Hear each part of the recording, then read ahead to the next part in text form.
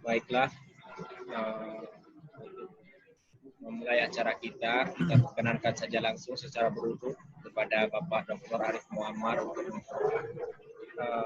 membicarakan tajuk kita yang berjudul tentang Ali Hashmi, bagaimana kontribusi pemikiran Ali Hashmi kepada masyarakat, khususnya tentang formalisasi syariat Islam di Aceh. Lalu nantinya langsung disambung oleh Bapak Tentu Dr. Wildan untuk menyampaikan tentang bagaimana kontribusi pemikiran daripada Abuya Syekh Mudawali kepada masyarakat, khususnya kontribusi pemikiran teologisnya. Kemudian terakhir kita perkenankan nantinya kepada Bapak calon Dr. Rizky Wahyudi. Beliau akan membicarakan tentang peran pemikiran Tengku Hasantiro, khususnya dalam strategi komunikasi politiknya. Perlu kita perkenalkan sedikit tentang pembicara. Adapun Bapak Dr. Arif Muammar ini baru beberapa bulan menyelesaikan disertasinya tentang kontribusi atau peran pemikiran Ali Hashmi dalam formalisasi syariat Islam di Aceh. Kemudian Dr. Teguh Wildan juga demikian telah menyelesaikan disertasinya tentang pemikiran Yang Mulia Hasantiro. Dr. Teguh Wildan menyelesaikan disertasinya tentang pemikiran Abuya Syekh Mudawali, khususnya pemikiran teologisnya. Kemudian Bapak Rizky Wahyudi sedang menyiapkan disertasinya tentang komunikasi politik Dr. Hasantiro di UI Syarif Hidayatullah Jakarta. Sehingga memang para pembicara ini sangat relevan berbicara tentang tiga tokoh besar di Aceh dalam kajian akademik tingkat tertinggi, yaitu program doktor dalam disertasi mereka.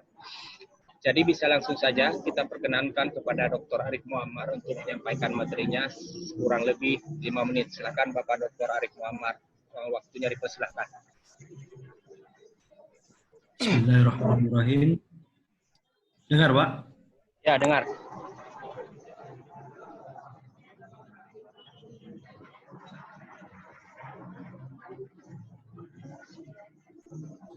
Ya, silakan. Ya, Pak. Ya. Assalamualaikum warahmatullahi wabarakatuh. Alhamdulillah, Allah masih berikan kita kesehatan, kesempatan guna kita mengikuti kegiatan yang cukup luar biasa ini. Salawat berkaikan salam terhadap pangkuan Nabi besar Muhammad SAW yang mana oleh beliau telah membawa kita dari dalam kebodohan ke alam ilmu pengetahuan. Yang saya hormati para pemateri, Dr. Tengku Wildan MA, yang saya hormati Bapak Rizky Wahyudi MKOMI, dan yang saya hormati moderator yang luar biasa ini, penulis filsafat terakhir, Bapak Miswari Usman Bantaleman. Baik, dalam kesempatan ini saya ini merupakan hasil daripada disertasi saya menulis tentang sebenarnya itu tentang konsep politik Profesor Ali Hashmi dan bagaimana relevansinya terhadap penegakan syariat Islam di Aceh. Nah, menarik untuk kita kupas sebenarnya apakah syariat Islam hari ini di Aceh ada cikal bakal daripada pemikiran Ali Hashmi itu sendiri. Nah, awalnya penulis merasakan keresahan terhadap penegakan syariat Islam di Aceh. Adakah embrio-embrio pemikiran daripada Profesor Ali Hashmi itu sendiri? Namun ketika kita melihat bahwasannya ketika beliau memposisikan beliau ketika menjadi gubernur ketika itu di Aceh, kita melihat bahwasannya beliau tidak mengarahkan memang dalam ranah konsep syariat Islam, akan tetapi perjuangan beliau setelah gubernur, beliau mendirikan yang kita kenal dengan MUI atau Majelis Ulama di Aceh ketika itu, yang dipelopori oleh Pak Ali Hashimi itu sendiri. Yang selanjutnya, ketika kita melihat secara Islam di Aceh, sebenarnya kalau kita melihat embrio itu ada sebenarnya pada diri Pak Ali Hashimi itu. Karena memang kalau kita lihat dari sejarahnya, Aceh sudah melaksanakan secara Islam terlebih dahulu. Artinya kehidupan masyarakat Aceh mengikuti pola-pola keislaman ketika itu. Akan tetapi pada kaum-kaum modernis setelah itu mencoba menjadikan syariat Islam itu sebuah sebuah lembaga yang mengatur tentang penegakan syariat Islam di Aceh. Nah, jadi syariat Islam yang dibangun oleh Bapak Ali Hashimi mendapatkan hasil ketika itu yang luar biasa. Beliau dengan cara menggunakan peran-peran pendidikan ketika itu, maka terbentuklah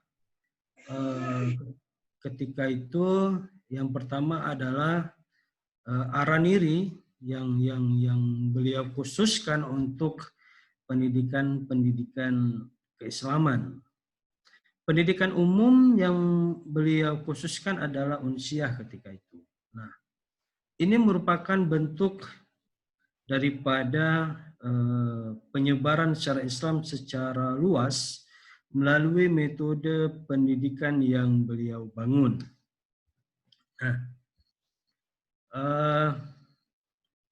maka dalam kesempatan ini juga Profesor Ali Hashimi sangat berpengaruh bagaimana ketika hidup beliau bisa dikenal dengan ahli dakwahnya, ahli pendidikannya. Nah, namun dalam pandangan lain tentang konsep negara juga yang saya teliti, menurut beliau negara itu harus demokrasi yang Islami, artinya demokrasi yang berbasiskan Al-Quran dan hadis, namun boleh mengikuti pola-pola perkembangan zaman, tidak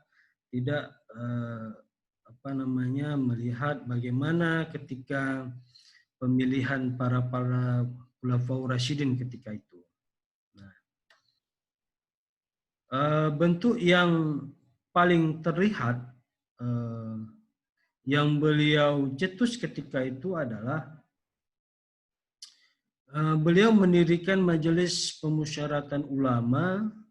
Nah, itulah langkah beliau agar bagaimana penegakan syariat Islam ketika itu berjalan secara kafah, karena melihat perkembangan Aceh ketika itu harus memasuki ranah-ranah agama yang luar biasa ketika itu. Nah, MPU sebagai representasi keistimewaan Aceh di bidang agama. Tetapi lembaga itu selanjutnya beralih menjadi bagian dari Majelis Ulama Indonesia. Selanjutnya, beliau juga mencetus MAA, yaitu Lembaga Majelis Adat Aceh, itu sebagai representasi keistimewaan Aceh pada bidang kebudayaan. Nah, majelis itu bertugas menangani persoalan adat di Aceh. Ada pula Majelis Pendidikan Daerah atau hari ini dikenal dengan MPD yang bertugas menangani persoalan-persoalan daerah terutama dalam bagian pendidikannya. Nah, tiga majelis ini menunjukkan bahwasannya beliau berkeinginan untuk menciptakan Aceh yang berbasis keislaman, namun dalam konteks kemodernan, tidak mengikuti pola-pola yang klasik. Nah, karena memang beliau dari pendidikannya kita melihat bahwasannya beliau sekolah di sekolah-sekolah Belanda ketika itu, maka pemikiran beliau agak sedikit lebih maju. Nah, mungkin ini Bapak Moderator secara singkat bagaimana relevansi syariat Islam ini di Aceh terhadap pemikiran Ali Hashimi. Walaupun hari ini dikemas secara luar biasa terhadap para modernis yang menghasilkan penegakan syariat Islam itu menjadi sebuah wadah dan menjadi sebuah kanun-kanun yang hari ini kita ketahui bersama. Bapak Moderator, mungkin ini yang bisa saya sampaikan. Saya sudahi. Assalamualaikum warahmatullahi wabarakatuh. Baik, luar biasa pengantar dari Bapak Arif Muhammad tadi sebagai stimulus diskusi kita tentang tiga tokoh intelektual ini. Saya kira bisa langsung saja kita perkenankan kepada Bapak Ustadz Tengku Wildan yang meneliti tentang pemikiran Habibie Syekh Mudawali. Waktu dipersilahkan selama kurang lebih 15 menit. Silakan kepada Tengku Wildan. Assalamualaikum warahmatullahi wabarakatuh. Alhamdulillah. Udah dengar suaranya Pak Miswari? Suara sudah dengar, orangnya belum terlihat. Oh. Assalamualaikum warahmatullahi wabarakatuh. Waalaikumsalam. Hamdan wa syukran lillah, salatan wa salaman ala rasulillah wa ala alihi wa sahbihi wa mawalah. Rabbi syrah li sadri wa yassir li amri wa hlul 'uqdatam min lisani yafqahu qawli. Ta'zim wal ikraman kepada seluruh guru-guru saya yang ada di forum virtual ini. Khususnya ta'zim wal ikraman kepada host Tengku Miswari. Alhamdulillah, terima kasih banyak Tengku Miswari yang telah memberi waktu kepada saya untuk berbicara, saling sharing tentang pemikiran-pemikiran ulama. Dan satu nilai positif dari kegiatan-kegiatan ini saya rasa, saya mau bilang begini, bahwa kita ini masih baik-baik saja karena kita masih ada di forum-forum keilmuan seperti ini yang dilaksanakan oleh orang-orang yang sangat-sangat intelektual yang ada di forum-forum ini. Insya Allah Aceh akan baik-baik saja ke depannya selama masih ada forum-forum keilmuan yang seperti ini. Di sini saya mau berbicara sedikit tentang Abuya Mudawali, Syekh Abuya Mudawali.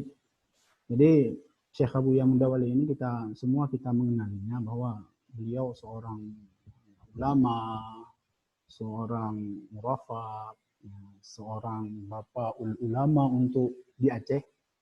Pemikiran-pemikiran beliau sampai sekarang untuk dekade abad ke-20 ini, banyak kontribusi beliau di bidang pemikiran, baik di bidang pemikiran politik, pemikiran teologinya, pemikiran tasawufnya, pemikiran pendidikannya untuk di Aceh yang sampai saat ini masih rasional, masih diadopsi apa-apa yang buah-buah pikiran dari beliau.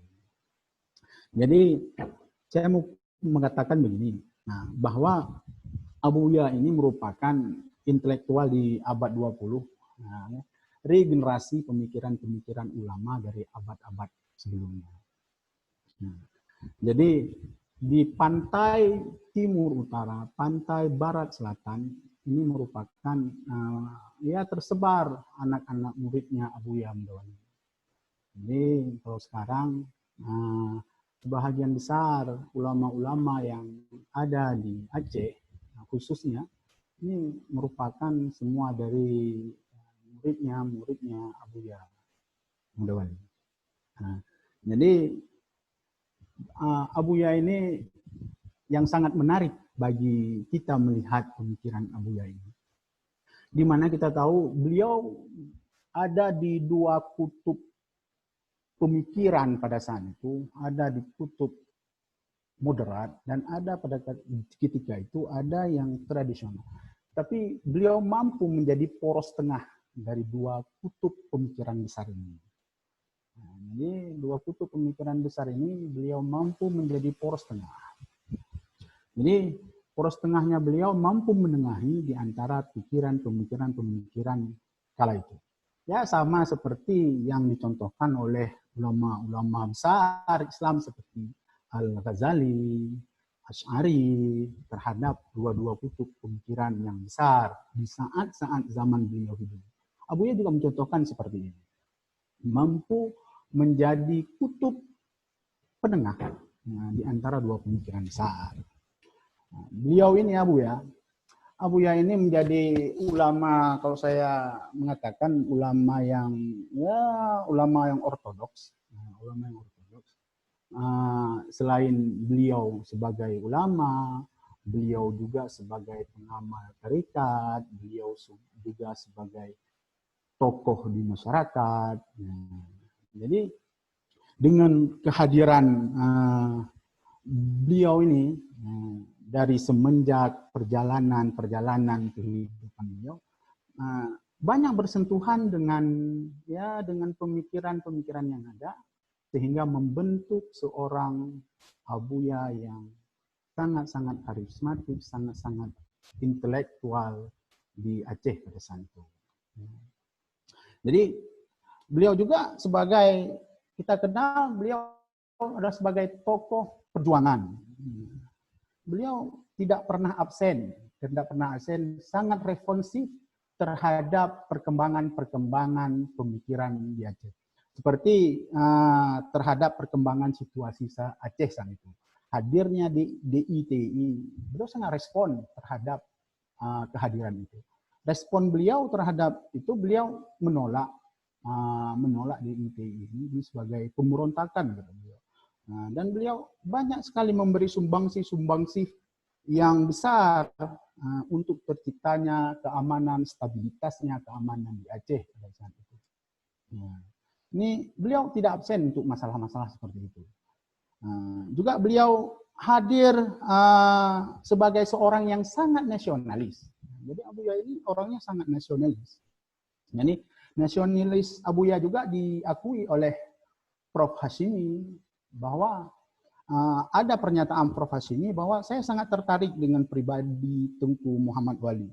Karena dalam beberapa hal kami mempunyai kesamaan, misalnya tentang Republik ini, tentang negara kesatuan ini. Kami sama-sama mendukung negara kesatuan Republik Indonesia. Berarti kami sama-sama nasionalis. Jadi Abuya sangat nasionalis. Abuya sangat respon terhadap untuk memperkuat keberadaan negara Republik Indonesia ini. Bahkan ada sampai-sampai Abuya diundang dan beberapa ulama di Aceh termasuk Abu Hasan kali diundang ke istana oleh Presiden Soekarno pada saat itu untuk memutuskan, untuk menetapkan bagaimana posisi pimpinan saya sekarang, kata Soekarno. Presiden saya sekarang bagaimana? Lalu beliau menjawab, Abuya menjawab, oh tidak mengapa, ini namanya amri daruri bisyaukah, kata Abuya. Beliau berpendapat seperti itu, bahwa kita melihat bahwa sangat mendukung untuk kesatuan negara Republik Indonesia ini. Beliau juga hadir di masalah pendidikan. Jadi beliau juga sebagai tokoh pendidikan Aceh. Mengapa bisa dibilang beliau tokoh pendidikan Aceh? Ini juga diakui oleh Gubernur Irwandi pada saat itu bahwa beliau mendapat gelar ya Bapak Pendidikan Aceh. Karena di daerah Darussalam itu sendiri, ini salah satu daerah yang pertama kali di Aceh menerapkan dua sistem pendidikan kombinasi di antara pendidikan daerah dan madrasah. Jadi kehadiran beliau di dunia pendidikan, di pendidikan di Aceh, khususnya pendidikan daerah, ini membawa efek besar, membawa bias besar ke pendidikan-pendidikan daerah selanjutnya. Dulunya pendidikan daerah tidak ada kombinasi di antara, hanya ada satu pendidikan. Jadi di masa Abuya sendiri ini sudah mengkombinasikan. Artinya apa? Beliau respon terhadap, beliau survive terhadap perkembangan yang ada. Jadi beliau tidak rigid dalam menafsirkan sesuatu. Beliau respon. Jadi ada pendidikan madrasah, ada pendidikan daerahnya yang beliau padukan di daerah Darussalam pada saat itu. Sehingga kita tahu bersama bahwa pada tahun nantinya pada tahun 2010 itu sudah keluar peraturan-peraturan gubernur tentang sistem kurikulum di daerah. Ini apa? Ini respon dari apa yang telah Abuya tancapkan tentang perubahan pendidikan daerah ini. Sehingga selanjutnya nanti kehadiran daerah-daerah modern, kehadiran kurikulum, kehadiran BPPD daerah sehingga sekarang menjadi badan. Ini apa? Ini respon daripada pemikiran-pemikiran Abuya tentang pendidikan. Jadi beliau ini sangat responsif terhadap perkembangan. Jadi pemikiran-pemikiran teologis beliau juga sampai sekarang ini masih relevan, masih diadopsi oleh berbagai macam lintas pemikiran ulama yang ada di Aceh. Jadi, ada seharusnya bagi kita untuk bisa menjadikan pemikiran-pemikiran Abuya ini sebagai pribadi kita, sebagai hal yang sangat patut kita jalankan di dalam kehidupan ini, supaya kita menjadi Muslim yang sempurna, menjadi Muslim yang paripurna. Harusnya pemikiran-pemikiran Abuya ini, intisari pemikiran-pemikiran Abuya ini yang beliau sangat-sangat, kalau saya bilang ada dari pemikiran Abuya ini kita kenal ada tawassutnya Abuya. Ada tawassut. Beliau ada tawassut, artinya menjadi poros tengah. Ada al-iqtisad. Beliau ini sangat moderat, menerima segala perubahan, beliau tidak rigid dan segala macam. Dan beliau ini tasamu, sangat toleran. Beliau ini sangat tawazun. Tawazun itu balance, artinya seimbang. Jadi seimbang di kehidupan dunia dengan kehidupan akhirat dalam konteks seperti itu. Bahkan beliau pernah mengatakan man tasawwafa lam yatafaq faqad tazandaka wa man tafaqaha lam tasawwafa faqad tafassaqa wa man jama'a bainahuma faqad tahaqqaqa. Nah, di dalam karya beliau itu, walaupun ini saduran daripada perkataan Imam Al-Ghazali sendiri, bahwa kalau kita menyeimbangkan di antara tasawuf dengan syariat, apabila seseorang tidak seimbang di antara tasawuf dan syariatnya, ini akan menjadi zindik, kata beliau. Apabila tidak seimbangnya di antara pengamalan tasawuf dengan pengamalan syariat, ini orang akan menjadi fasik. Tapi bagaimana juga ini harus laras, harus balance, harus tawazun, harus seimbang. Ada juga beliau ini at-taqadum, progresif. Nah, jadi prinsip ini dapat mendorong manusia untuk berpikir maju dalam membangun semua sektor, khususnya untuk di Aceh ini pemberdayaan ekonomi, peningkatan kualitas pendidikan, harus progresif. Jadi pemikirannya juga ada tawassut, ada al-iqtisad. Sikap-sikap seperti ini, insya Allah apabila semua kalangan, setelah Abuya ini menyematkan dalam dirinya, menyematkan dalam kehidupan spiritualnya, insya Allah Aceh ke depan ini akan lebih bermartabat, Aceh ke depan ini akan berdamai dengan keadaan-keadaan. Jadi kalau dalam teorinya si Richard Dawkins itu bahwa on growing good itu, bahwa belum dewasa dalam beragama ini, sangat-sangat memveto bahwa semua dapat diselesaikan oleh sains, tidak ada keseimbangan di antara sains dan agama. Ini di dalam prinsipnya Buya tidak seperti ini.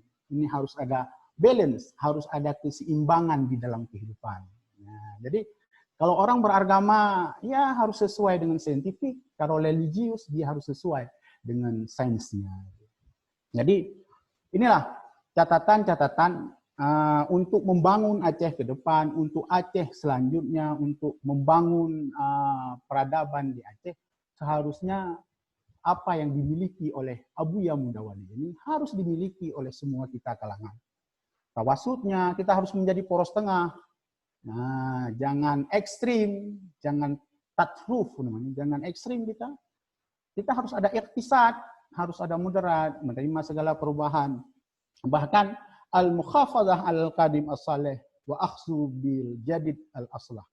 Jadi untuk melestarikan nilai-nilai yang lama yang lebih baik dan mengambil nilai-nilai baru yang lebih baik. Abu Yaman menerapkan seperti itu.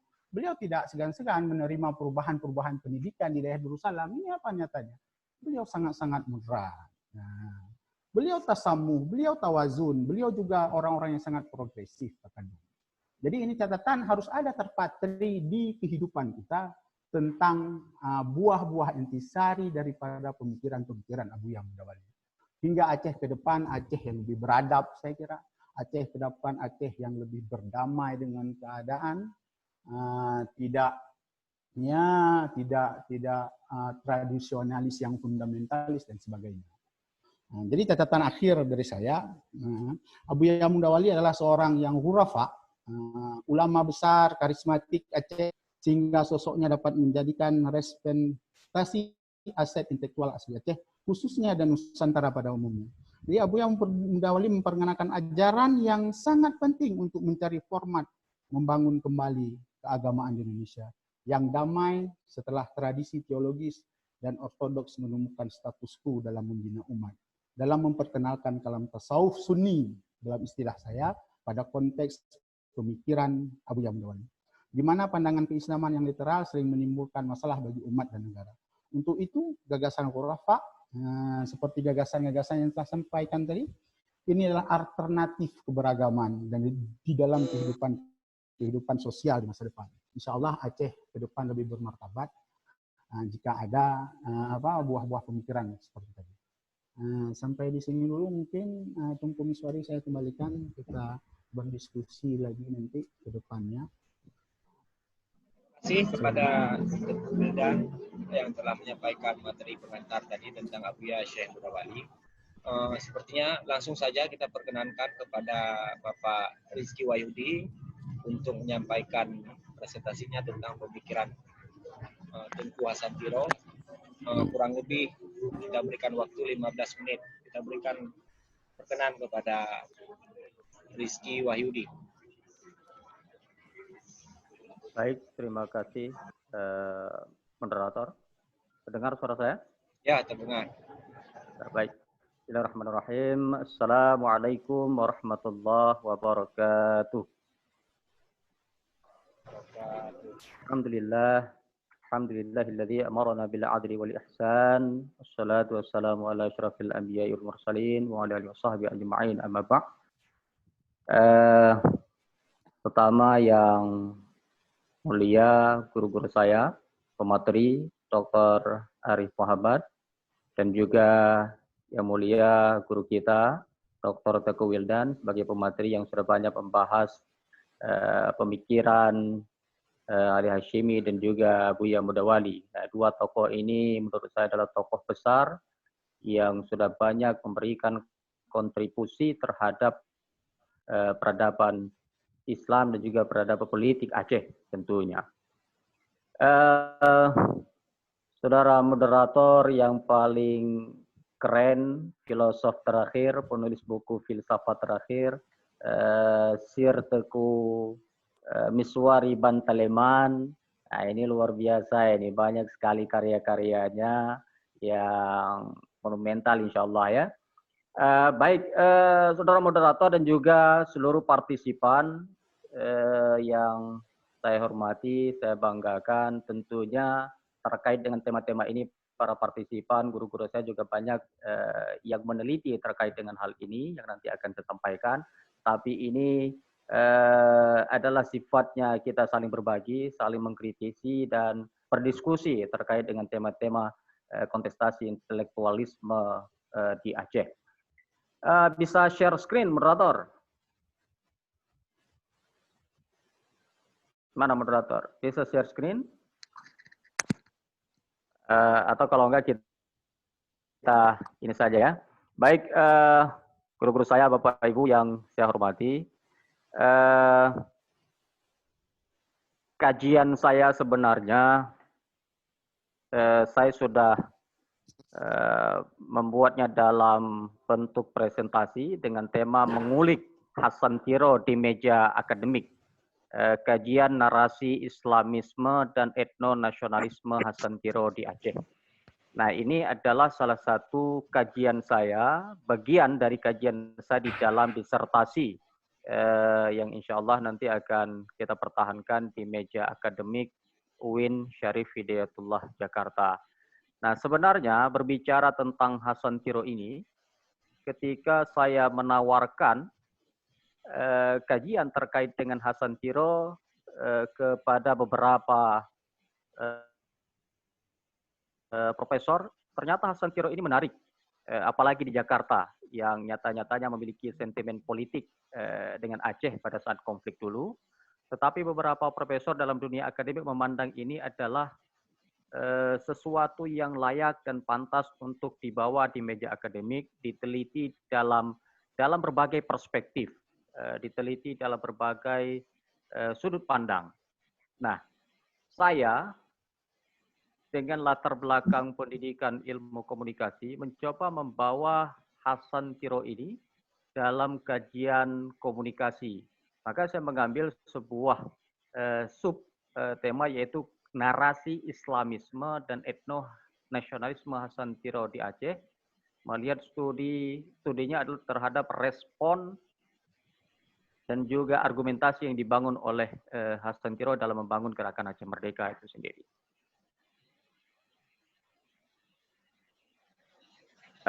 Mengapa memilih Hasan Tiro? Nah, ada beberapa pertanyaan kritis sebenarnya yang selalu menjadi tanda tanya baik kita di dalam dunia akademik dan juga masyarakat secara luas. Mengapa sih sebenarnya masyarakat Aceh ini rela mengambil resiko hilang nyawanya, hilang hartanya demi mendukung dan bergabung dengan Hasan Tiro dan gerakannya, yaitu Gerakan Aceh Merdeka. Kemudian dalam ranah ilmu komunikasi, apa argumentasi politik yang digunakan Hasan Tiro hingga mampu merebut simpati masyarakat Aceh? Bagaimana pola penyebarannya, bagaimana strategi komunikasi yang dibangun oleh seorang Hasan Tiro ini hingga mampu merebut simpati masyarakat Aceh itu sendiri hingga bergabung dengan gerakan Aceh Merdeka dan rela hilang nyawanya, rela hilang hartanya. Nah, ini adalah pertanyaan-pertanyaan kritis yang mendasari penelitian saya di dalam studi doktoral. Nah, saya pikir siapa si Hasan Tiro ini sebenarnya? Siapa Hasan Tiro? Nah, di dalam beberapa diskusi sebenarnya beberapa pentolan GAM itu mengatakan malah sebutan Hasan Tiro ini adalah sebutan yang tidak disenangi oleh Yang Mulia Hasan Tiro itu sendiri. Karena nama Hasan Tiro ini adalah nama yang dilabelkan oleh pemerintah Republik Indonesia. Maka Dr. Husaini Hasan mengatakan bahwa sebutan Hasan Tiro ini adalah nama yang tidak disenangi oleh Tengku Hasan Tiro itu sendiri. Lalu apa yang beliau senangi, yang Tengku Muhammad Hasan Tiro senangi adalah beliau disebut dengan nama lengkap atau minimal kita menyebutnya dengan Tengku Hasan di Tiro. Nah, ini sebenarnya harus diingat oleh para generasi muda Aceh. Nah, siapa Hasan Tiro itu? Hasan Tiro itu adalah tokoh politik Aceh dengan nama lengkap Tengku Hasan Muhammad Tiro, dilahirkan 25 September 1925. Namun ada beberapa versi terkait dengan tahun lahir beliau. Beliau adalah deklarator Gerakan Aceh Merdeka. Nah, ada yang menarik, menurut Otto Syamsuddin, Hasan Tiro ini adalah generasi yang lahir dan besar di zaman konflik bersenjata. Dan beliau ini memiliki karakter resisten yang sangat kuat, serta kaya dengan pengalaman politik bernegara. Nah, ini menurut Otto Syamsuddin. Nah, Iza Sulaiman juga mengatakan bahwa Hasan Tiro dan ide negara Aceh Sumatera Merdeka yang diproklamirkan tahun 1976 ini merupakan hasil dari buah pemikirannya yang sudah disosialisasikan sejak tahun 1965. Sebelum mendeklarasikan Gerakan Aceh Merdeka ini, Hasan Tiro adalah seorang nasionalis. Bahkan juga beliau adalah aktivis pemuda Republik Indonesia dan pernah bekerja sebagai staf wakil Perdana Menteri Syafruddin Prawira Negara. Nah, beliau pernah kuliah di Universitas Islam Indonesia, kemudian juga kuliah di Universitas Columbia, sempat bekerja di PBB, kuliah di Fordham University. Saat konflik terjadi di Aceh, beliau bergabung dengan DITI di bawah pimpinan Tengku Daud Bre, pernah menjadi duta besar tahun 1953 sampai pemerintah Indonesia mencabut kewarganegaraannya. Nah, sampai pada akhirnya tahun 1962 setelah mendapat otonomi khusus Aceh, Hasan Tiro memilih tinggal di Amerika Serikat dan menjalankan perusahaannya menjadi pengusaha di perusahaan Dora Internasional. Kemudian 4 Desember 1976 kembali ke Aceh mendeklarasikan Gerakan Aceh Merdeka. Nah, ada beberapa karya-karya Hasan Tiro yang saya pikir sudah banyak kita lihat bertebaran di dalam dunia akademik. Ada buku The Price of Freedom, kemudian You Merdeka Sunurat Yang Golamlu, Masa Depan Politik Dunia Melayu, kemudian Perkara dan Alasan, Perjuangan Angkatan Aceh Merdeka, Aceh di Mata Dunia, Demokrasi untuk Indonesia, dan beberapa artikel lainnya. Nah, Hasan Tiro ini menarik dan diteliti oleh beberapa peneliti baik secara lokal, nasional, dan juga internasional. Nah, kita mengenal adanya Murizal Hamzah dengan Hasan Tiro, Jalan Panjang Menuju Damai, Haikal Afifah, Mazhab Tiroisme, Abu Jihad dengan beberapa karya kontroversi tentang GAM dan Hasan Tiro, kemudian Al-Qaidar. Di dunia internasional, di orang-orang barat juga, Australia dan lain sebagainya juga meneliti tentang ini. Ada Edward Aspinall, Jacques Petra, Demin Kingsbury, Tenggunan dan Roman Peto, kemudian ada Tim Kell, ini ada Kristen Sewell, ini juga meneliti terkait dengan Hasan Tiro. Artinya, penelitian tentang Hasan Tiro ini memang menarik. Nah, saya dengan latar belakang pendidikan komunikasi mencoba membawa Hasan Tiro ini dalam kacamata ilmu komunikasi. Ada satu paradigma Harold Laswell dalam ilmu komunikasi itu disebut dengan 5 unsur komunikasi. Ada komunikator, pesan, media, komunikan, dan juga efek. Nah, Hasan Tiro ini sebagai komunikator dalam paradigma ilmu komunikasi ini, Hasan Tiro juga disebut sebagai propagandis. Nah, kenapa dia disebut sebagai propagandis? Karena dalam beberapa karyanya ditemukan ada nilai-nilai propaganda yang dibangun oleh Hasan Tiro.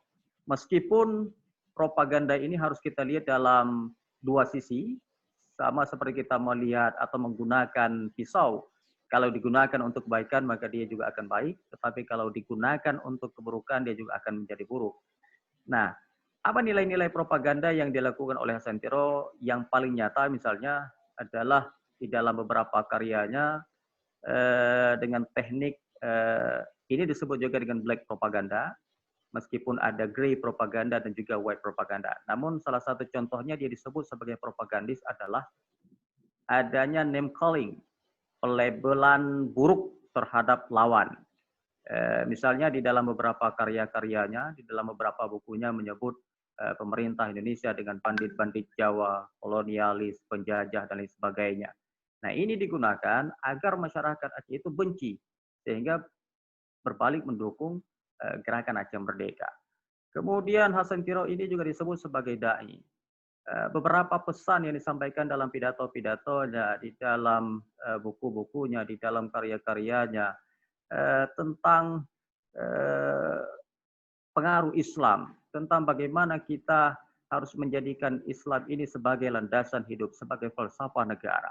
Kemudian beliau juga disebut sebagai motivator, tutor, coach, ideolog, diplomat, sejarawan, bahkan juga sebagai wartawan. Ini dalam kacamata ilmu komunikasi yang juga membutuhkan kajian lebih mendalam. Kemudian kajian terkait dengan pesan.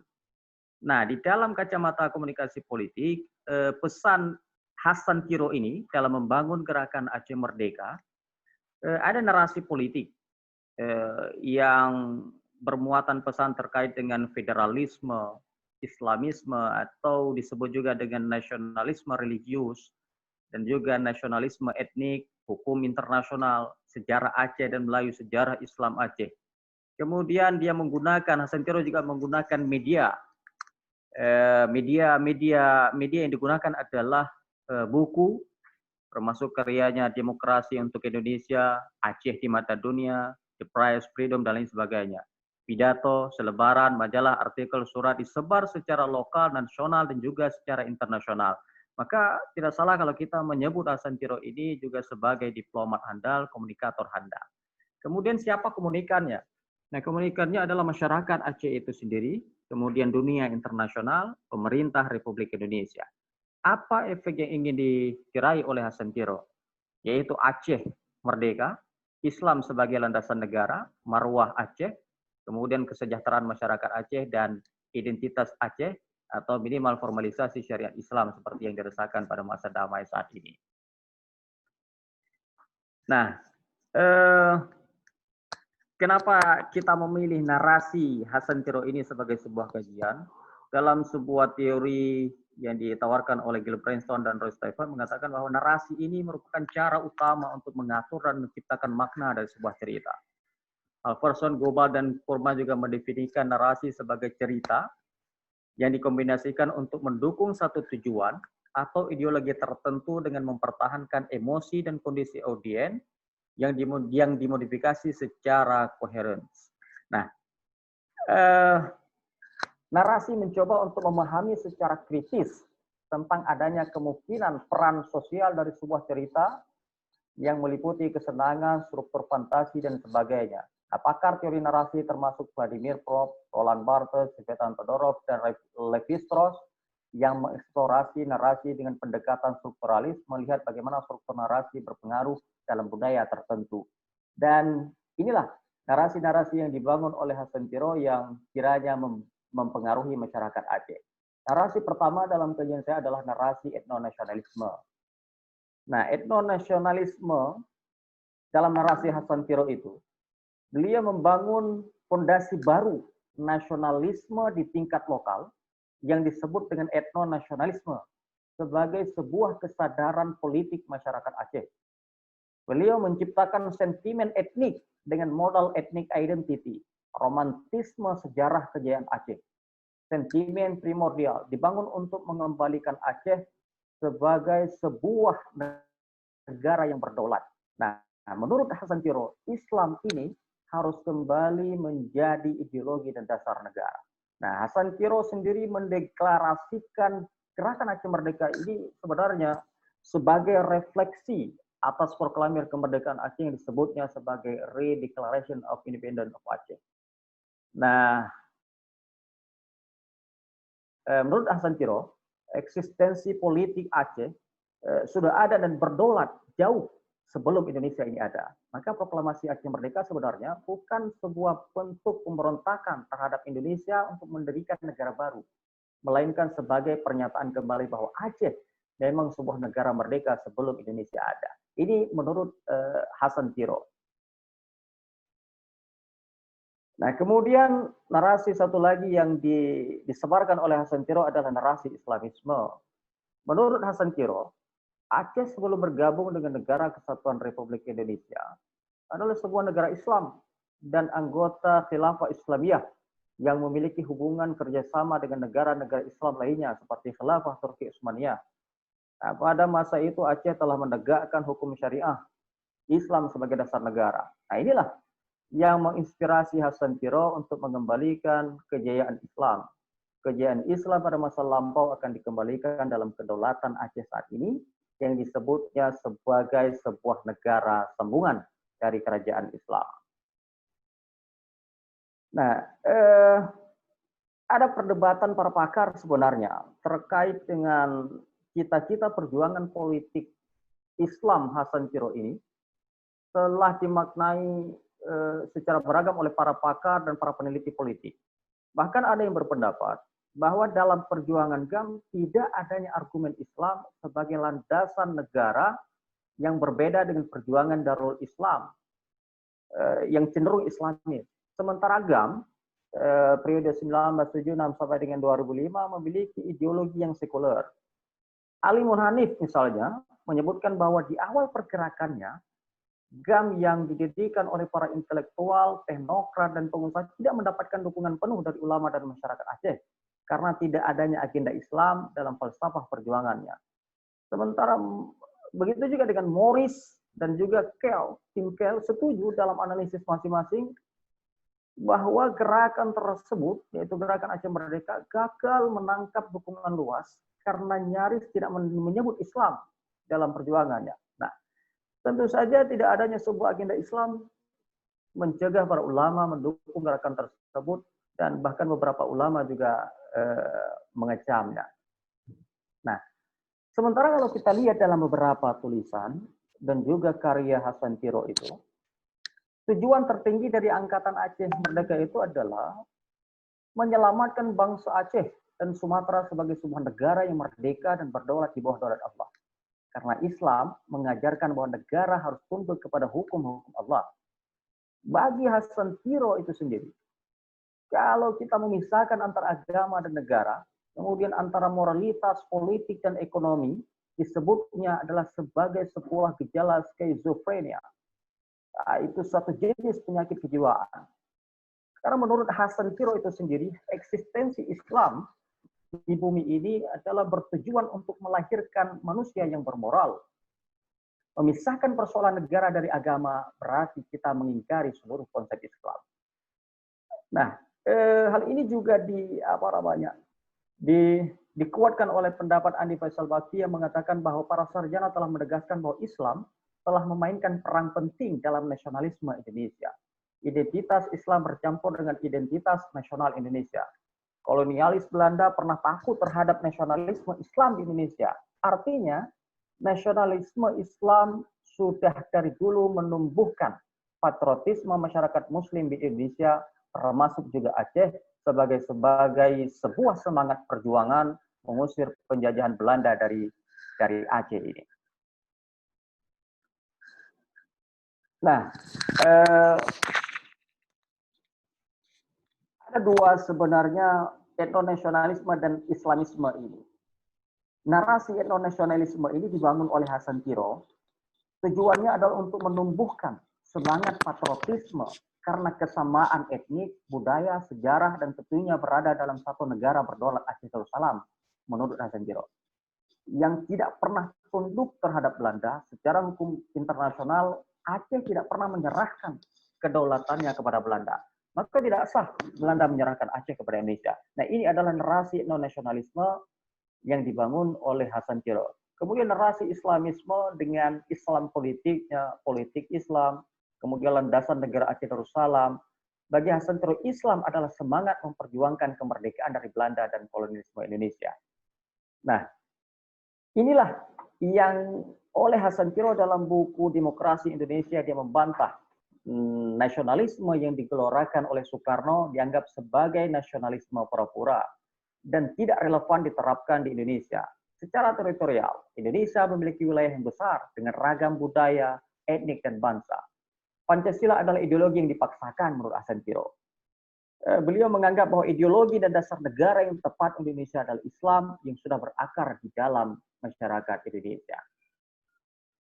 Lalu di mana posisi Hasan Tiro dalam teori Islam dan negara dengan paradigma yang sudah diwacanakan oleh para pakar, yaitu integralistik, sekularistik, dan moderat simbiotik. Nah, menurut saya dari beberapa telaah, Hasan Tiro berada di posisi integralistik dan moderat simbiotik. Yaitu Hasan Tiro menganggap bahwa tidak ada pemisahan antara Islam dan negara. Dan juga dalam menjalankan sistem pemerintahan ini tidak boleh mengabaikan etika dan moral secara Islam. Maka Hasan Tiro ini sebenarnya dalam teori relasi Islam dan negara beliau berada di dalam paradigma integralistik dan juga moderat simbiotik.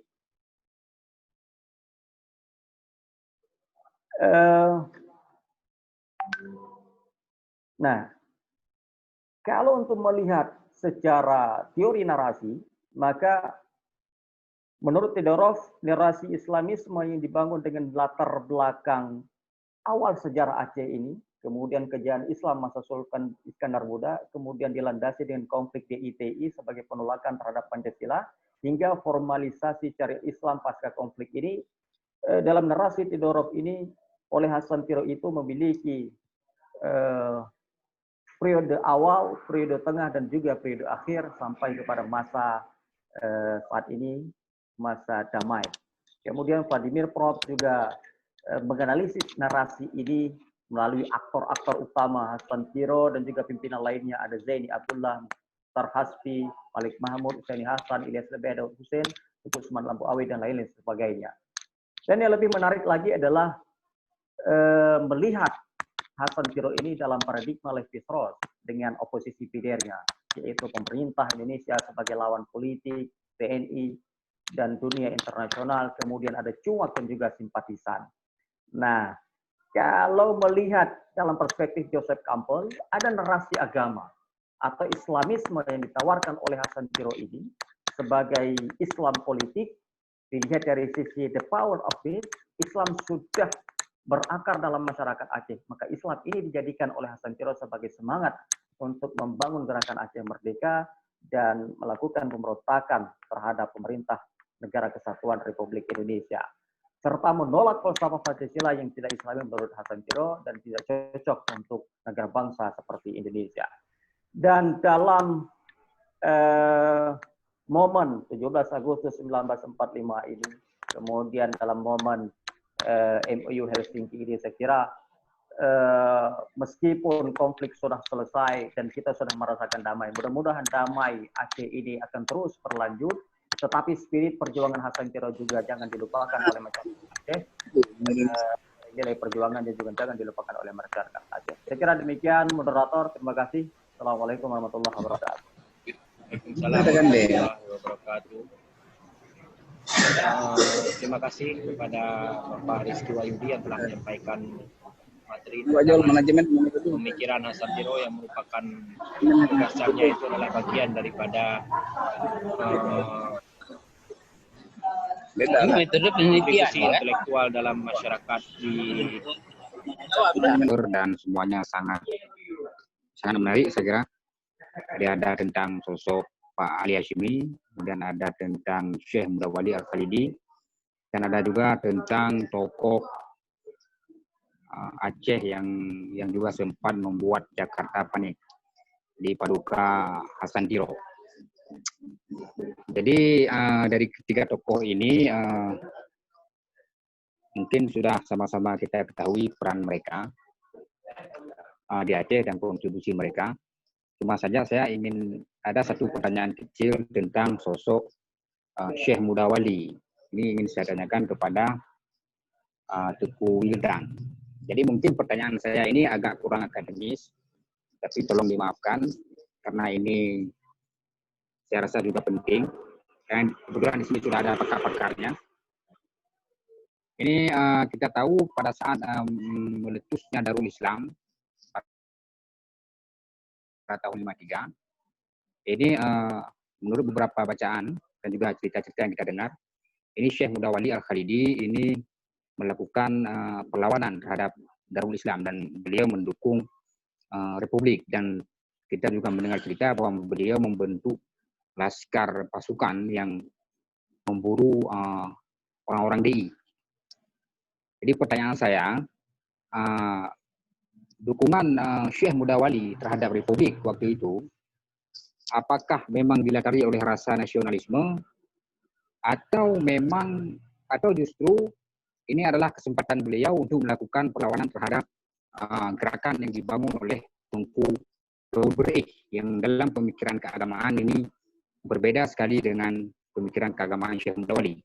Di mana kita tahu di masa-masa awal ketika berdirinya PUSA, kalangan-kalangan tradisional di Aceh mungkin agak sedikit terganggu dengan pemikiran-pemikiran modernis yang dibawa oleh PUSA dan juga Tunku Robreh. Saya curiga dukungan ini kecurigaan saya, ini bisa saja salah. Ini dukungan Syekh Mudawali kepada Republik dan perlawanan beliau terhadap Darul Islam ini adalah untuk melawan Tunku Muhammad Robreh dan geng PUSA-nya. Jadi tidak murni, artinya tidak saja diladari oleh persoalan nasionalisme. Yang pertama, yang kedua, di Aceh cerita-cerita yang kita dengar sekarang ini Syekh Mudawali ini sering digambarkan sebagai seorang sosok ulama yang seolah-olah ini tidak ada tandingan keilmuannya di Aceh. Sehingga muncullah beberapa cerita yang menurut saya aneh. Misalnya ada cerita yang menyebut bahwa Profesor Hasbi Asyidiki ini pernah kalah debat dengan Syekh Mudawali sehingga Hasbi harus hijrah ke Pulau Jawa.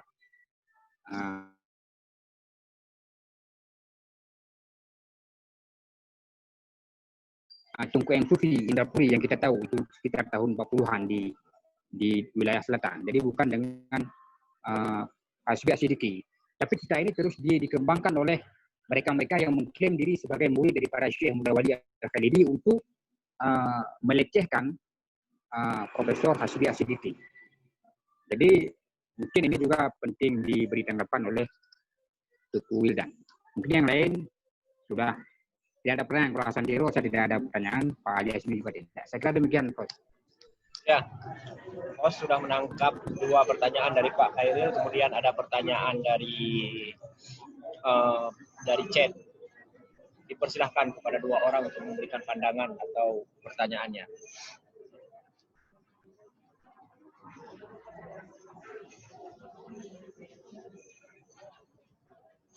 Silakan, 2 orang dipersilahkan.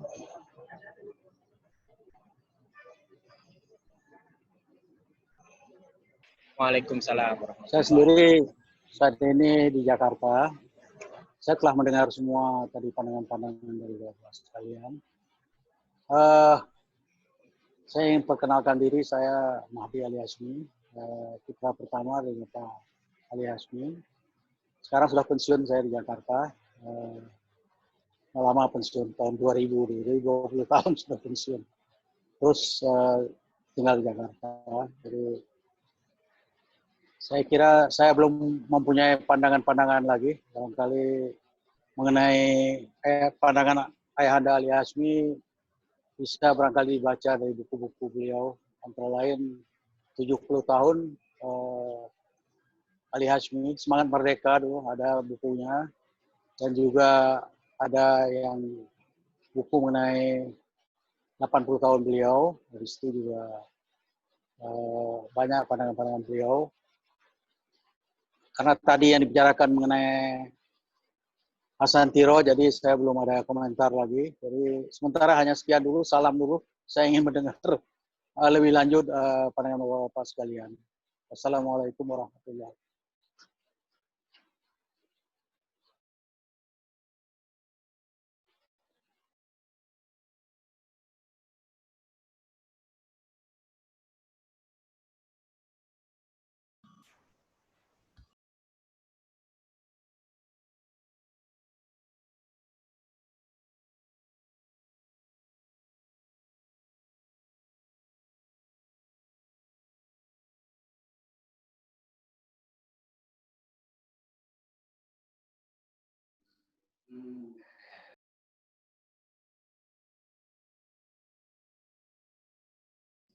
Tidak ada suara nih, host.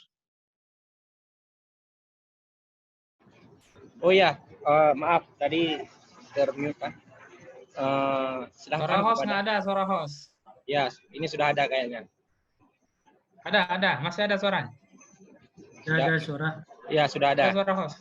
Ya, sudah ada. Ada. Silahkan kepada penanya atau penanggap, 2 orang lagi kita persilahkan. 1 atau 2 orang lagi, silahkan.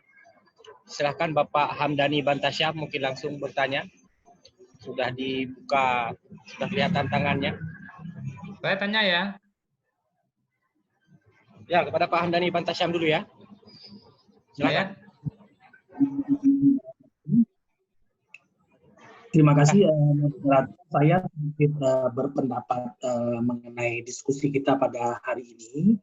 Saya telah mendengar pemaparan dari Pak Wildan, Pak Muhammad, dan Pak Wahyudi tadi. Bagi saya pribadi, Profesor Ali Hashimi, kemudian Abuya Wali Al-Khalidi, dan juga Hasan Tiro adalah tokoh dan sekaligus intelektual, pemimpin kita semua. Nah, saya coba merefer apa yang telah ketiga tokoh ini lakukan adalah yang pertama, bagaimana dalam konteks nanti kemajuan Aceh saat ini, apa yang telah kita pelajari sebagai generasi saat ini terhadap apa yang telah dicontohkan oleh 3 tokoh ini. Karena bagi saya, pemimpin itu menghasilkan pemimpin. Jadi, the function of leadership is to produce more leader, not more follower. Jadi, leader yang baik itu menghasilkan pejuang-pejuang setelahnya yang jauh lebih baik dari dirinya. Nah, kalau kita melihat bagaimana Profesor Ali Hashimi menghasilkan banyak murid intelektual di Aceh, demikian juga kita melihat Hasan Tiro, demikian juga kita melihat Abuya Wali Al-Khalidi. Nah, inilah yang nanti kita sebagai generasi saat ini mencontoh dan terus membangun Aceh. Nah, pemimpin-pemimpin yang kita harapkan ini bukan menghasilkan follower yang membabi buta, keras kepala, dan tanpa nalar. Nah, ini yang saya lihat dari 3 tokoh ini titik berat kepada pendidikan, human capital. Jadi pendidikan yang mereka bangun ini adalah attitude, knowledge, dan skill. Tapi poin utamanya ada di attitude. Yang saya tidak tahu, mungkin Wildan, Muhammad, dan Wahyudi mungkin bisa lebih tahu dari saya, bagaimana perkembangan 3 tokoh ini pada umur SD dan SMP. Karena dari saya kebetulan di talent, jadi saya 23 tahun di multinational company, salah satu yang saya pelajari adalah manajer-manajer terbaik di seluruh perusahaan di seluruh dunia, itu dia terbentuk di umur 5-13 tahun. Nah, saya berpikir juga, apakah tokoh-tokoh kita ini pada umur demikian mendapatkan pengajaran, pendidikan, attitude, sikap mental, dan karakter yang baik, jiwa yang baik dari orang tua mereka. Nah, inilah bagi kita generasi muda Aceh, menurut saya, harus mendidik orang-orang kita ke depan pada umur SD dan SMP, pada umur 5-13 tahun. Sehingga bangsa Aceh ke depan itu menjadi bangsa yang tangguh. Kita belajar dari tokoh-tokoh kita, jangan terputus. Jadi jangan sampai kita belajar sejarah, ada Prof. Ali Hashimi, sekarang siapa yang kadernya Prof. Ali Hashimi yang bisa melakukan segala sesuatu, mengeksekusi visi-visi. Karena visi tanpa eksekusi adalah halusinasi. Jadi sehingga kita yang belajar Prof. Ali Hashimi, Abuya Wali Al-Khalidi, dan Hasan Tiro mencontoh apa yang telah beliau contohkan dari buku-buku, dari tindak tanduk, dari seperti abang saya, Bang Mahdi Ali Hashimi yang lama di Pertamina, saya juga bersama beliau dulu di Surabaya. Nah, ini bisa menjadi contoh buat kita semua. Poin saya, mereka ini adalah 3 intelektual, 3 pemimpin Aceh yang telah melahirkan pemimpin-pemimpin selanjutnya yang fokus kepada attitude, sikap mental, dan karakter. Makanya jangan tidak salah jika W.R. Supratman di dalam lagu Indonesia Raya itu menyatakan bangunlah jiwanya dulu, baru bangunlah badannya. Nah, karena apa? Karena sebenarnya jiwa, karakter inilah yang akan membentuk knowledge kita, membentuk skill kita untuk nantinya membuat Aceh lebih baik dari semua sisi. Baik dari sisi intelektualismenya maupun dari sisi pemerintahannya. Nah, inilah yang menurut saya kita harus dorong. Kenapa? Karena supaya para intelektual ini juga didengar oleh para eksekutif, para legislatif, sehingga mewarnai.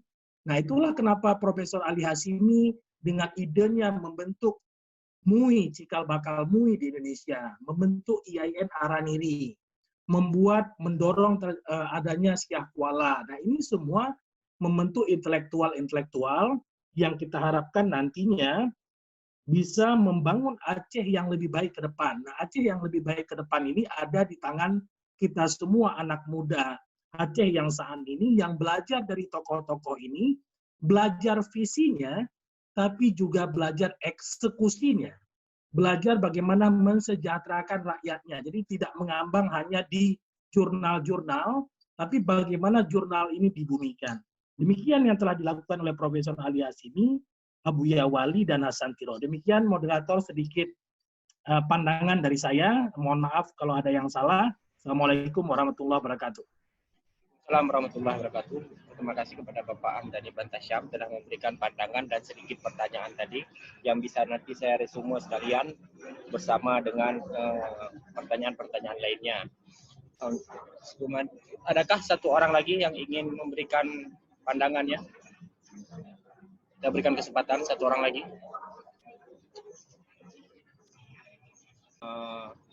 Yang perlu diresume adalah untuk ditanggapi oleh ketiga pembicara kita. Mohon diperhatikan. Yang pertama secara spesifik kepada Bapak Rizky Wahyudi, karena ini menanyakan tentang bagaimana etnonasionalisme yang dibangun oleh Hasan Tiro itu mohon diperjelas.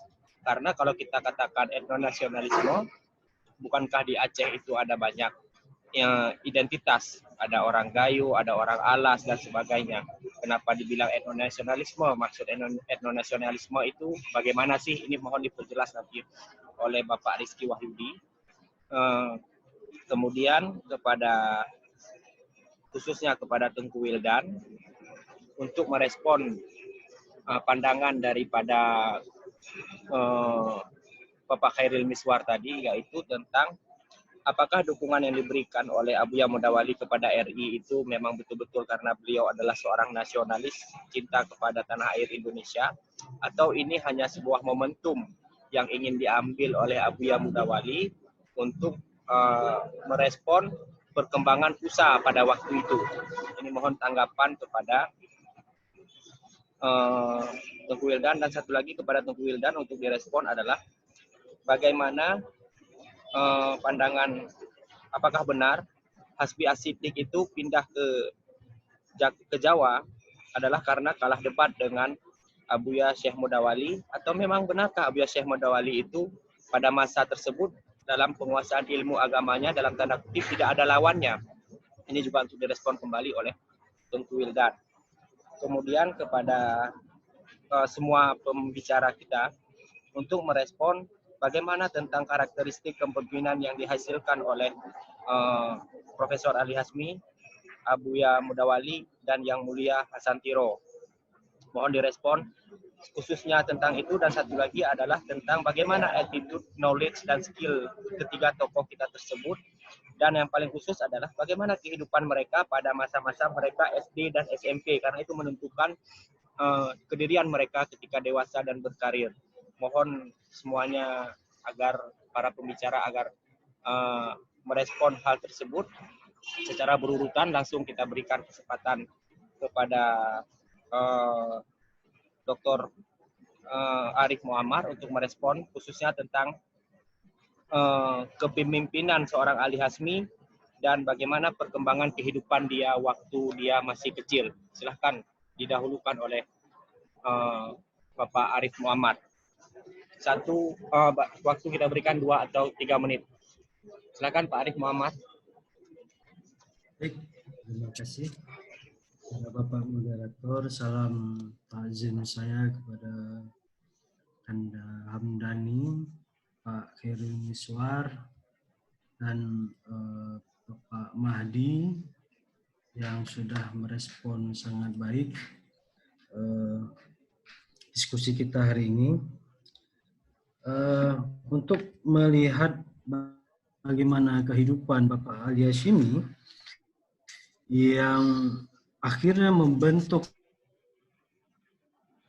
beliau sampai akhir hayatnya, saya melihat bahwasannya memang beliau itu tidak pernah mengikuti pendidikan yang yang bersifat misalkan seperti daya. Akan tetapi kalau saya melihat dari sejarah pribadi beliau mengikuti sekolah-sekolah yang berbasiskan, kalau dulu disebut dengan sekolah kafir, sekolah orang-orang kafir. Namun kakek beliau atau disebutnya putih itu, kakek beliau mengajarkan bagaimana karakter Islam kepada beliau. Walaupun beliau sekolah di sekolah Belanda, tapi beliau mendapati pendidikan agama itu langsung dari orang tua beliau. Nah, yang selanjutnya saya melihat bahwasannya bagaimana pola kepemimpinan beliau. Saya melihat bahwasannya bagaimana beliau memimpin sebuah daerah Aceh ketika itu. Ada yang saya dapati beberapa naskah terkait beliau ketika masih menjadi seorang gubernur di Aceh. Memang fokus beliau kepada ekonomi ketika itu. Nah, jadi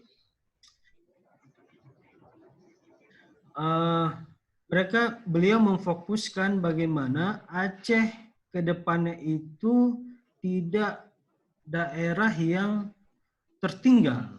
Nah, maka beliau mencoba untuk membangun pendidikan di Aceh secara kuat, khususnya pendidikan yang berbasiskan Islam. Nah, jadi menurut beliau saya melihat untuk mengembangkan Islam itu ya berawal dari pendidikan. Nah, alhamdulillah hari ini kita lihat pendidikan di Aceh sudah berkembang dengan luar biasa, terutama di Araniri yang kita ketahui, dan untuk membangun sisi-sisi nasionalnya, yaitu bagaimana beliau membentuk cikal bakal MUI hari ini yang kita lihat, dan untuk memperindah daripada budaya-budaya di Aceh agar dikenal di Aceh secara meluas dan tingkat nasional. Maka MAA menurut saya ketika beliau menciptakan MAA adalah bagaimana orang Aceh ketika itu, ketika kita berbicara syariat, maka kita berbicara budaya Aceh. Ketika kita membicarakan budaya, yaitu orang mengenal itulah budaya yang berbasis syariat Islam. Gitu. Nah, jadi agar ke depan Aceh semakin berjaya di kemudian hari, maka seharusnya kita mengambil konsep-konsep Pak Ali Hashimi terhadap bagaimana gaya kepemimpinan beliau, bagaimana menjaga seorang pemimpin harus bersikap ideal. Yang kedua, bagaimana seorang pemimpin harus mengedepankan hak-hak orang lain, yaitu hak-hak orang yang miskin. Nah, beliau juga mengatakan dalam bukunya Di Mana Letaknya Negara Islam, menurut beliau orang-orang miskin yang ada di Aceh itu harus dilihat oleh orang-orang yang kaya. Orang-orang kaya harus melihat orang-orang yang kurang mampu, terutama pada hutangnya. Itu menurut beliau demikian. Maka menurut saya pribadi, seharusnya pemimpin Aceh hari ini harus memiliki rasa seperti Pak Ali Hashimi. Bagaimana membangun sikap pendidikan yang kuat, sikap dakwah yang kuat, sikap kepemimpinan yang merakyat, itu yang dikedepankan oleh Pak Ali Hashimi itu sendiri. Nah, jadi dengan sikap-sikap itu maka terbentuklah karakter seorang pemimpin yang melihat bagaimana Islam, agama, sebuah agama yang rahmatan lil alamin, dan melihat jiwa manusia yang harus dijaga, yaitu rakyatnya. Yang ketiga adalah seorang pemimpin harus menjaga kesejahteraan rakyatnya. Mudah-mudahan pembicaraan hari ini kita dapat menangkap seorang pemimpin ke depan harus menjaga ketiga hal ini. Inilah yang diajarkan atau tetesan ilmu yang diberikan oleh Pak Ali Hashimi untuk kita semua. Mungkin singkat paparan dari saya, sedikit mudah-mudahan bermanfaat. Apabila mungkin nanti ada bapak-bapak yang bisa menyampaikan sepatah dua patah kata untuk menambah pengetahuan kita bersama. Ketika kita mau mengetahui karakter beliau dari masa dini, memang selayaknya lah Pak Yang Mulia Kanda Mahdi menyampaikan sepatah dua patah kata untuk membaca karakter beliau. Nah, memang yang saya baca, Kanda Mahdi sudah lama tinggal di Jakarta. Jadi, dan yang kedua mungkin Bung Alkaf yang luar biasa menulis tentang Profesor Ali Hashimi. Mudah-mudahan ini dapat bermanfaat secara sekilas. Saya kembalikan kepada Bapak Moderator. Terima kasih. Saya sudahi. Assalamualaikum warahmatullahi wabarakatuh. Assalamualaikum warahmatullahi wabarakatuh. Terima kasih kepada Bapak Dr. Arif Muhammad. Langsung saja kepada Tengku Wildan untuk menyampaikan respon, jawaban atau pandangannya sekaligus kata penutupnya tentang pandangan dan pertanyaan yang diajukan tadi. Silakan kepada Tengku Wildan. Ya, terima kasih. Ya, dengar ya? Ya, bisa didengar. Terima kasih kepada Tengku Miswari. Baik, menanggapi apa yang ditanya oleh Tengku Khairil Miswar. Ini apa? Saya sangat suka mengikuti tweet atau status beliau di Facebook itu. Kalau ada status beliau saya langsung like gitu. Dengan bahasanya Bung Khairil Miswar ini, saya sangat suka dengan pandangan beliau mungkin. Ya terkait dengan statusnya itu dulu. Kekaguman saya kepada Tengku Khairil Miswar. Baiklah, apa yang ditanyakan oleh Abangda saya, Abangda Khairil Miswar tentang ada nggak perlawanan penolakan Abuya tentang DIT ini, ada ego sektoral terhadap Abu Daud Berih. Jadi secara singkat, karena yang harus dikedepankan ini adalah tahsin zan namanya. Jadi ada konsep tahsin zan itu berbaik sangkaan, ya kan, berbaik sangkaan. Saya dalam hal meneliti ini seorang Abuya Mudawali itu tidak ada ego tersebut. Misalnya walaupun beliau berseberangan, boleh dikatakan berseberangan politik, berseberangan organisasi mungkin dengan Abu Daud, tapi ego-ego ini dari perjalanan kehidupan beliau ini tidak saya temukan tentang ada ego sektoral beliau memanfaatkan, kalau bahasa itu aji mumpung lah. Ini untuk menegakkan rasa nasionalis beliau, lalu karena ada ego tersebut beliau memanfaatkan ini. Jadi dalam pandangan saya ini tidak ada di sosok Abuya Mudawali. Jadi memang karena rasa nasionalisme itu, maka beliau berjuang dalam DITI tersebut, melepas DITI tersebut. Begini Abangda Khairil Miswar. Jadi walaupun beliau boleh dikatakan beliau seorang tradisionalis, tapi tidak fundamental, tidak radikal. Jadi beliau seorang tradisionalis yang modernis. Kalau boleh saya pinjam kata-kata sahabat saya Bung Altaf ini hibrid, hibrid. Jadi hibrid ini di Abuya Mudawali ada tersebut, ada hal ini hibrid tersebut. Jadi jadi beliau tidak sangat fundamental tidak.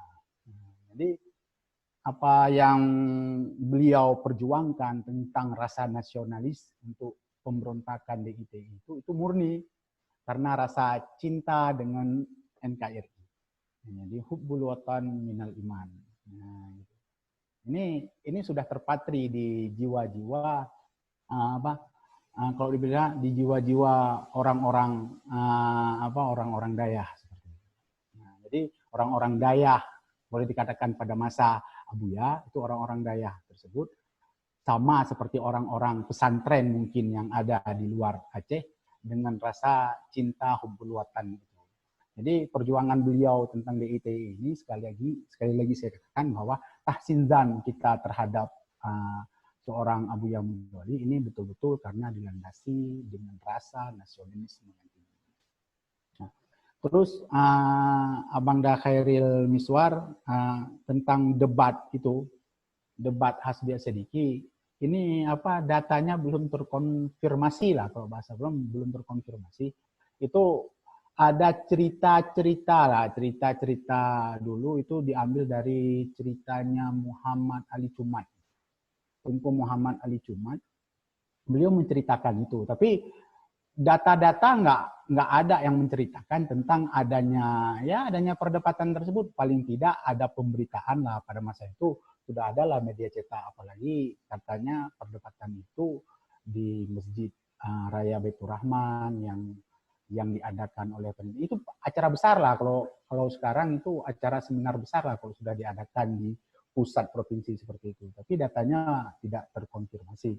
Ini hanya cerita dari satu orang ke orang yang lain. Jadi kalau udah di zaman modern seperti ini, kita butuh data ilmiahnya, kita butuh data yang terkonfirmasinya.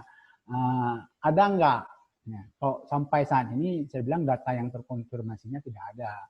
Jadi boleh dikatakan bahwa memang perdebatan itu kalau dari data terkonfirmasinya tidak ada, tapi dari cerita-cerita Tunku Ali Cumat itu katanya ada gitu.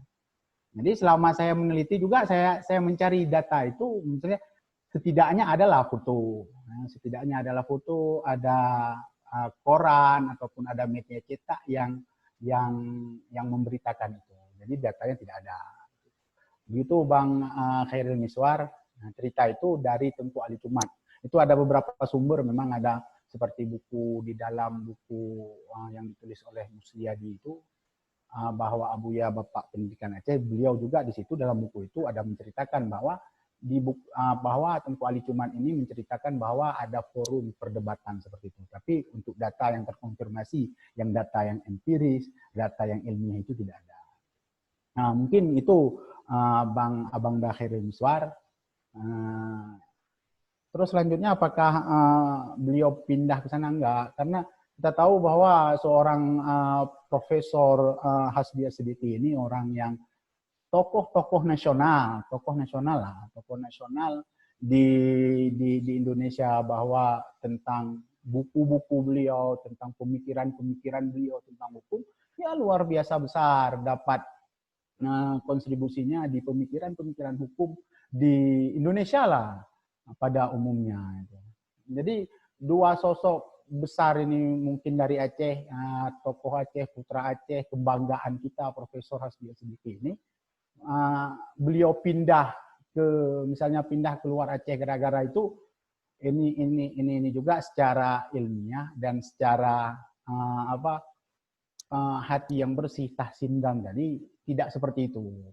Itu sudah sudah menjas seorang Profesor Hasbi As-Siddiqi yang bagaimana pemikiran hukum beliau yang tumbuh di Indonesia inilah.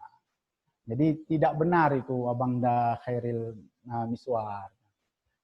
Jadi kesimpulan yang dapat saya jawab dari pertanyaan Abang Da Khairil Miswar, bahwa Abuya memang dengan rasa nasionalisme yang tinggi, bukan tidak ada ego sektoral dari beliau tentang dukungan untuk memberantas pemberontakan ini. Dan debat Profesor Hasbi Asidiki dengan Abuya Mudawali tidak terkonfirmasi secara data empiris. Ini hanya cerita dari Tengku Muhammad Ali Jumat, dan berpindahnya Profesor Hasbi Asidiki ke luar Aceh bukan karena ada sesuatu yang mungkin telah menjatuhkan beliau di sini sehingga beliau pindah ke sana. Itu tidak. Kita kenal siapa Profesor Hasbi Asidiki ini dan tentang pemikiran-pemikiran hukum beliau. Dan ada pertanyaan tentang bagaimana, apakah ada kontribusi tentang kontribusi besar dalam Abuya Mudawali ini, SD-nya di mana, SMP bagaimana, pendidikan beliau di limit waktu yang seperti ini. Beliau ini sekolah beliau ada sekolah umum ya di Frog School itu, dan beliau juga di samping bersekolah yang setara dengan SD tersebut, beliau juga mengaji fardu ain terhadap sama ayah beliau. Jadi dua kombinasi pendidikan ini, pendidikan karakter ini kalau boleh saya bilang, di samping pendidikan fardu'in dan pendidikan umum ini beliau jalankan, beliau terapkan di kehidupan beliau sampai rentang waktu SMP itu. Jadi menumbuhkan rasa besar hati beliau, menumbuhkan cakap di bidang agama, juga cakap di bidang pendidikan umum, sehingga perjalanan sekolah pendidikan, boleh dibilang pendidikan Abuya Mudawali ini juga ada sedikit banyak itu menjadikan seorang Abuya Mudawali yang tasamuh. Seperti yang saya bilang tadi bahwa buah pemikiran dari Abuya Mudawali ini adalah salah satunya adalah beliau orang-orang yang sangat modernis. Beliau juga menerima pendidikan dari normal Islam. Normal Islam kita tahu bersama bahwa itu pendidikan yang diselenggarakan oleh orang yang modernis. Walaupun beliau tidak lama di normal Islam, yang mengirim beliau ke Padang sana, Sumatera Barat adalah orang-orang yang modernis untuk bersekolah di sana. Untuk batu loncatan beliau nanti mau pergi, beliau berencana besar untuk pergi ke Mesir. Jadi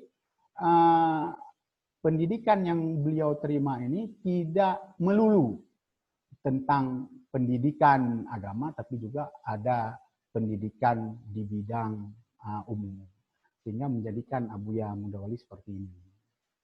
Seorang yang tasamu, seorang yang tertutup, seorang yang keseimbangan beliau, dan seorang yang sangat progresif. Begitu. Jadi apa yang dikatakan oleh Abang Da Khairul Miswar, apakah Abuya ini memang orang-orang yang sangat lebih pada masa itu yang tidak ada tandingan? Itu tidak seperti itu juga, Abang Da Khairul Miswar. Mungkin kalau ya namanya kita menceritakan guru kita. Jadi ada kaidah seperti ini.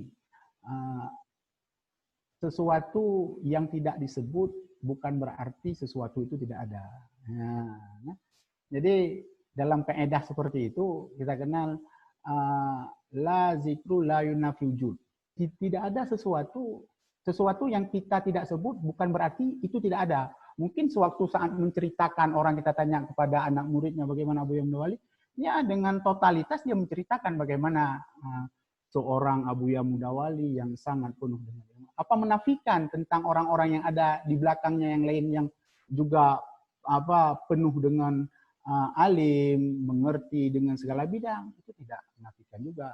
Di saat itu banyak, ada Abu Kumpali, ada Abu Hasbalah Indrapuri, banyak di sekeliling-sekelilingnya ulama-ulama yang lain. Yang kita tahu berjalan bersama, sama-sama membangun karakter bangsa Aceh pada saat itu. Jadi tidak hanya Abuya Mudawali pada saat itu, banyak lagi ulama-ulama yang lain. Itu Abang Da Miswari. Abang Da Khairul Miswar yang dapat saya berikan dapat. Terima kasih kepada Tengku Dr. Wildan yang telah memberikan tanggapannya dari pertanyaan dan pandangan.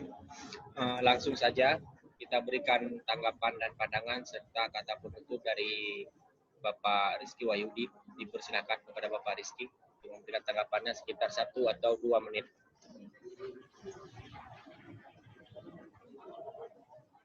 Silakan Pak Rizky di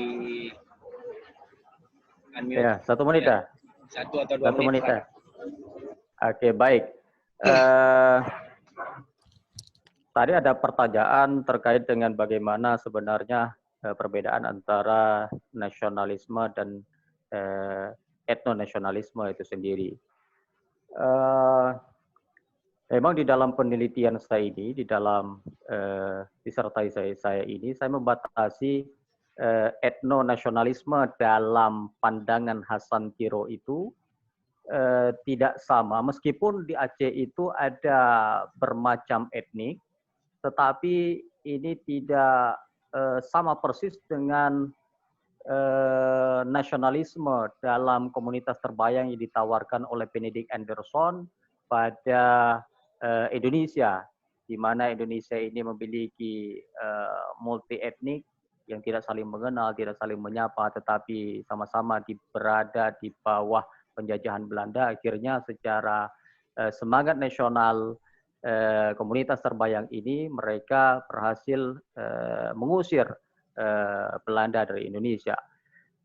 Lalu apakah etnonasionalisme dalam pandangan Hasan Tiro itu sama seperti itu? Saya kira dalam beberapa buku yang ditulis oleh Hasan Tiro itu sendiri, seperti misalnya Sumatera Siapa Puja, kemudian Masa Depan Politik Dunia Melayu, saya beranggapan bahwa etnik yang dimaksud oleh Hasan Tiro di sini adalah di awal-awal adalah sebagai etnik Melayu, yang pertama. Kemudian yang kedua, bahwa Aceh ini berada dalam satu wilayah pada masa kejayaan Sultan Iskandar Muda, pada masa Islam menjadi dasar negara, ini dijadikan oleh Hasan Tiro sebagai salah satu modal atau spirit untuk membangun nasionalisme bagi masyarakat Aceh itu sendiri. Nah, saya kira nanti mungkin akan ditambahkan lagi oleh Bung Alkaf yang menulis banyak tentang nasionalisme, dan juga saya lihat tadi ada Haikal Afifah Mazhab Tiroisme, mungkin nanti bisa memberikan tanggapan, dan juga Bung Asmaradia. Kemudian terkait dengan bagaimana kepemimpinan Hasan Tiro di masa kecil. Saya pikir Hasan Tiro itu meskipun di umur 6 tahun, beliau sudah merasa kesedihan karena ditinggalkan oleh ayahandanya. Ayahandanya di umur 6 tahun, Hasan Tiro ayahandanya meninggal dunia. Tetapi Hasan Tiro ini dibimbing langsung oleh ibundanya yang beliau juga bersentuhan langsung dengan para ulama, Daud Beri'eh, yang memang merekomendasikan beliau untuk sekolah di Normal Institute. Artinya memang beliau selain memiliki pengetahuan agama yang mumpuni, juga sekolah di sekolah normal pemerintah. Artinya ada dua kolaborasi keilmuan yang dimiliki oleh beliau mulai dari sejak kecil. Nah, di sini karakter Islam yang ada pada Hasan Tiro ini sudah terbangun sejak beliau kecil. Dan yang paling penting adalah kenapa beliau rasis, kenapa beliau memiliki semangat perlawanan, karena memang beliau itu dari kecil lahir ketika masa konflik, mulai dari penjajahan Belanda, DITI, dan lain sebagainya. Artinya memang karakter perlawanan ini sudah ada sejak beliau itu masih kecil. Namun perlu kita ketahui bahwa sebenarnya Hasan Tiro ini memiliki jiwa kepemimpinan yang patut dicontoh oleh generasi-generasi muda. Karena kenapa? Beliau itu berani meninggalkan kemewahan, hidup bermewah di Amerika, di Swedia, tetapi pulang ke Aceh, bergerilya di hutan rimba raya itu. Ini adalah salah satu spirit yang saya kira perlu dicontoh oleh generasi-generasi selanjutnya. Meskipun tidak melakukan hal yang sama seperti Hasan Tiro, tetapi artinya kita harus punya semangat yang kuat untuk selalu memberikan kontribusi terbaik untuk orang banyak. Tidak selalu memikirkan diri sendiri, tetapi kita harus memikirkan orang lain. Artinya Hasan Tiro sendiri tidak memikirkan dirinya sendiri, tetapi beliau punya jiwa besar untuk mensejahterakan kehidupan bangsa Aceh secara khusus. Saya kira demikian, Bung Miswari Usman Bantaleman. Terima kasih. Terima kasih kepada Bapak Rizky Wahyudi yang telah memberikan tanggapan atas pertanyaan dan komentar tadi. Baiklah, karena waktu kita memang sudah sangat sekarat, waktunya sudah mau habis dan seluruh pemateri dan penanya sudah diberikan kesempatan tadi.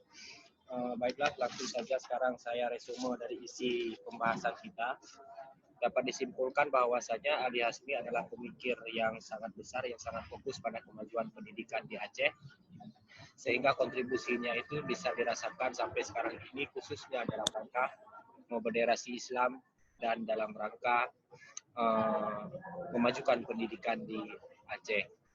Kemudian kepada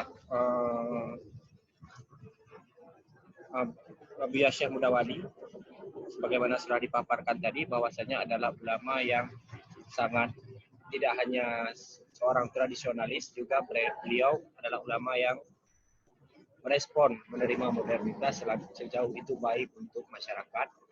Beliau juga adalah ulama yang mengenyam pendidikan tidak hanya di daerah tradisional, tetapi juga di berbagai jenis pendidikan, lembaga pendidikan lain, sehingga kita tidak bisa katakan beliau adalah murni seorang tradisionalis, tapi menerima modernitas. Juga Buya Syekh Mudawali juga adalah orang yang sangat nasionalis dengan bagaimana membela Soekarno sebagai seorang pemimpin yang sah dalam pandangan Islam. Terakhir adalah Yang Mulia Hasan Tiro, adalah seorang pemikir yang sangat jenius.